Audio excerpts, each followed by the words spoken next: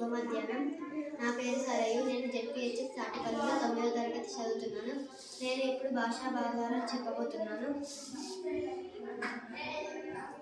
నామవాచకం.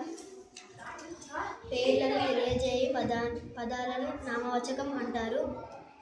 ఉదాహరణ: పులి, గోదావరి, జామ, రాజు, మామిడి, కమల, తిరుపతి.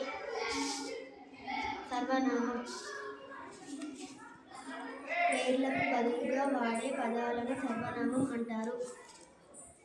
ఉదాహరణ: అక్కడ, ఇక్కడ, అతను, ఆమె, ఇది, వాడు, అది. విశేషణం. నామవాచకం యొక్క గుణాన్ని తెలిపే పదాన్ని విశేషణం అంటారు. ఉదాహరణ: అందంగా, గొప్ప, తెల్లని, పుల్లగా, పెద్ద. క్రియ. పనిని తెలియజేయు పదాన్ని క్రియ అంటారు. ఉదాహరణ: తుమ్ముట, నవ్వురు, చదువుట, రాయుట, ఎగురుట. అవ్యయం.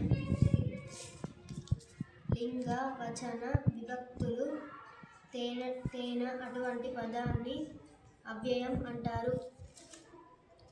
ఉదాహరణ: ఔరా, ఓహో, అయ్యో, ఆహా.